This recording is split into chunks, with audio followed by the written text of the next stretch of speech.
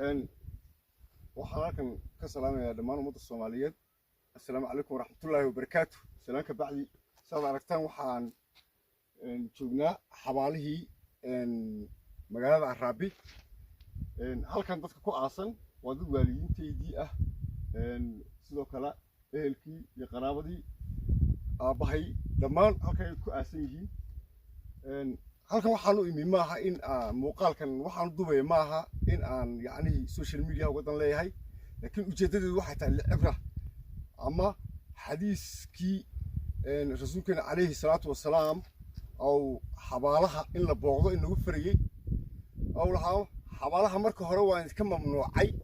لكن هذا والله نسخي حديث كاس أما إن والله نسخي ساس دفتيد وإن حبالها بقطة سعد وعبر قاعدتان بولي إن رسولنا صلى الله عليه وسلم حبالها وبعضي سلوك له إننا نقول داري إن بقنا أو السنة علماء قالوا حي هذا والسنة اللي أتكيب إلى هذا إن بوقشة حبالها وحي نقول جرا إن نكون عبر قاعدنا أو أن نقول أصحاب القبر بريتو كمان أن نقول إنه مركا حديث كي أول لأنه شيء يعني أو أن يقين سنة هاي إنه دبي هاي أيام دوني استغل مركا مع فعل مقال أو تائنا نديسو بديو جديد وتاس ساس الأشجيد ولا يعني waxa waajib nagu ah guud ahaan ummadda islaamka ah gaar ahaan ummadda Soomaaliyeed baan la hadlayaa waxa waajib nagu ah in aynu xabaalaha booqan oo xabaalo dhan maahe xabaalaha dadka islaamka ah iyo kuwa ehelkeena ay ku jiraanba iyo xabaal kasto islaam ah xabaalaha muslimka in aynu booqano ayaa muhiim noo ah waana sunne waana saan sheegnay culimada qaar waa sunne la adkeeyay yiraahdaan waajib ma aha laakiin waa sunne saas darteed halkan markaad dhex timaado waxa aad xasuusanaysaa aakhiro iyo dhammaan wixii cabsi ku gelinaya cabsi ilaahay ku gelinaya ayaad ku xasuusanaysaa iimaankaagii ayaa laga yaabaa inuu kor u soo kaco oo weynaado laakiin marka aynu ku dhex jirno hami dunya saan ku xasuusanaa aakhiro way adag tahay oo adduunyo iyo laha hogeynan aynaan daba ordaynaa saas darteed waxaa noo muhiim inaynu xabaalaha booqanno oo aynu yaraysano hami dunya aynu yaraysano waa in qalbiga la jilciyo baa muhiim ah walaalayaal in qalbiga la jilciyo waayo maanta ifkaynu joognaa berito ilkaasaynu galaynaa kuwaasaan ka mid noqonaynaa ogowna qof kastoo qiimo leh si kastoo qiimo u leedahay ood u sarrayso ama daciif baad u tahay mar walba maalinta aad dhimato waxaa kaa qiimo badnaan doona koobka yareer jaban ee dadka xabaasha qodaya ay shaaha ku cabayaan koobkaasaa kaa qiimo badnaan doona adiga oo qaali ahaana halkaasaa lagaaga tegi camalkaagii adiga ayaa isku hadhaya saasoo ay tahay walaalayaal aynu camalkeenna hagaajinno aynu wacdiga iyo wanaagga ay isfarno wixii wanaagsan aynu isfarno wixii xun aynu iska reebno maanta qabiilka iyo qabyaaladda aynu ku faanayno ee yacnihii ummadda saa u galaya maanta qof halkaa inta ku jirta qof oo qabiilkiisu la joogo kuma jiro laakiin qof kasta isaga iyo camalkiisi oo la hoyday ayaa ku jira qofkana camalkiisu wuu dhammaanaya ilaa 3 mooyaan si culimadu sheegaan oo aan yaqiinsanahay oo rumaysanahayna waxa la yiri sadaqatu jaariya iyo cilmi waara oo dadka baro iyo wax sadaqad oo la baxay oo sadaqatu jaariya ceel oo qoday masaajid oo dhisay iyo wixii hal masjid oo sameeyay aduu wax kasta oo dabadiisii shaqaynaya dhibashadiisa iyo walad saalixa oo u duceeyay waalidka oo sadaqadna ka daba dira una duceeyay xabaashiisa booqda inta mooyaan camalkiisa inta kale way go'ayaan baa la yiri ilaahay marka waalidiinteenu way inoo baahan yihiin markay xabaashi ku jiraan bay inooga baahi badan yihiin waana sababta inoo dhaleen ta ugu muhiimsan markaas u baahan yihiin sahay laga daba diro waalidku hadduu ciqaab ku jiray markaas ciqaabtii waxa laga yaabaa inay sadaqada iyo ducada aad ka daba diraysaa inay ka soo saartaa suurtagal haddii uu janno ku jirayna in uu ilaahay darajo sare ku sii gaarsiiyay yaaruna marka aynu booqano qabiilka iyo qabyaaladda iyo ehelkii qaraabada aan sida xun u isticmaalayno ee cunfiga ah way naga hadhayaan waxayna raacay waa camalkeena maanta camalkeena aynu wanaajisano waatan xabaasha aabahay alxamdulillaah waan u ducaynay jamaca la aasan iyo aabahay dhammaan waan u ducaynay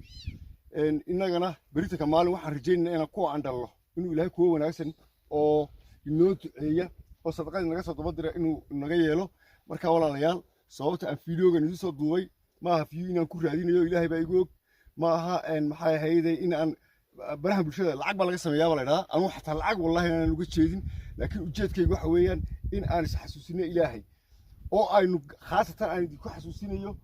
qabyaaladda aynu isticmaalayno inaanay maalintanoo kale inoo shaqaynayn qabyaaladda aynu isticmaalayno inaanay maalinta oo kale marka halkaa gallo wallaahi inaanay inoo shaqaynaynin qof kastooba camalkaaga hagaajiso qof kale oo bini'aadan ama muslim ama soomaali oo walaalkaagana ha ku seegin qabyaaladii wax la halmaala ha ku taageerin qabyaaladii wax la halmaala laakiinse ku taageer qofka wanaag iyo walaalnimo iyo muslimnimo in lagu walaaloobo ayaa muhiima aadna waa idin salaamaya allah ina wada hanuuniyo assalaamu calaykum waraxmatullaahi wabarakaatu qof yow muslimka ma fahmi kartaa mase garanaysaa markaad booqatid labadaada waalid qabrigooda ama mid ka mida qabrigiis waxa aad dareemi kartid arrinta dhici karta ma garanaysaa nin la yidhaahdo cuthmaan ibnu sawaad ayaa waxa ahayd hooyadiis ka mid ahayd kuwa ilaahay aadka iyo aadka u caabuda markay ku soo xaadirtay geerida ayay madaxeeda kor u qaaday markaase waxay tidhi iyadoo ilaahay baryaysa kaydkaygiyow meeshaan cuskanahayow maanta geerida agteeda hay hoojin qabriga dhexdiisana hay cidlayn haweenaydi waa dhimatay wuxuu leeyahay ninkaas hooyaday qabrigeeda ayaan imaan jiray maalin kasta oo jumco ah markaasaan u ducayn jiray oo ilaahay u baryi jiray inuu ilaahay u dambi dhaafo iyada iyo quburaha kale ee ka agdhow habeenada ka mid ayaan ku riyooday anoo hooyaday la hadlaya oo dhahaya hooya sidee tahay markaase waxay igu tidhi wiilkaygiyow geeridu waa xanuunin aad u daran hase yeeshee ilaahay mahaddiis xaaladda haddaan ku suganahay waa xaalad fiican qabriga waa ku nimcaysanahay ilaahu qabriga nugu nimcee waa nugu cadaabi waa ku jannaysanahay bay tiri qabriga dhexdiisa markaase wuxuu weydiiyey hooya wax xaaje ah iyo dan ay iga baahan tahay miyaa jira markaasay tidhi haa ha ka tegin booqashada aadna soo booqanaysid waayo waa ku farxayaa jumco kasta markaad ii imaatid oo qabrigayga soo booqatid markaad guriga ka soo baxaysid ayaa lai sheegaa inaad soo socotid kadib waa ku farxaa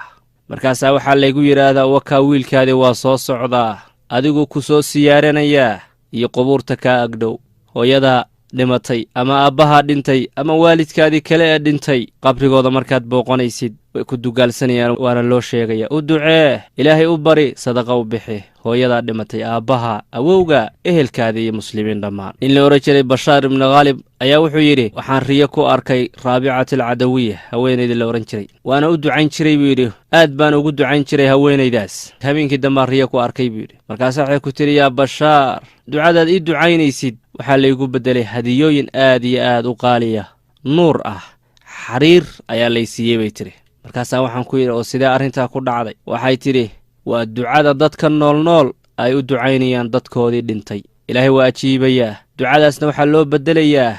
nimco ay ku nimcaystaan qabriga in looga dhigo markaasaa waxaa la leeyahay qofkii dhintay qabriga ku jira tani waa hadiyad uu kuu soo diray qof hebel oo adduunka ku nool wiilkaadii gabadhaadii ama hebel oo kale dadka qubuurta ku jira hooyada aabbaha iyo dadka kaleba waa dhinteen laakiin naftoodu adigay ku soo fiirinaysaa nafta hooyada ama nafta aabbaha ma dhiman adigay kaa sugaysaa ducada inaa ilaahay u baridid way ku farxaysaa markaad hooyadaa u ducaynaysid farax ayaad gelinaysaa dadka muslimiinta ee dhintay iyo qaraabadaadii adigoo maanta nool haddii qof kuu duceeyo sooma farxaysid ka warran adoo qabrigaa jiifa qofka kuu soo ducaynaya oo baahidaadu saa'id ay tahay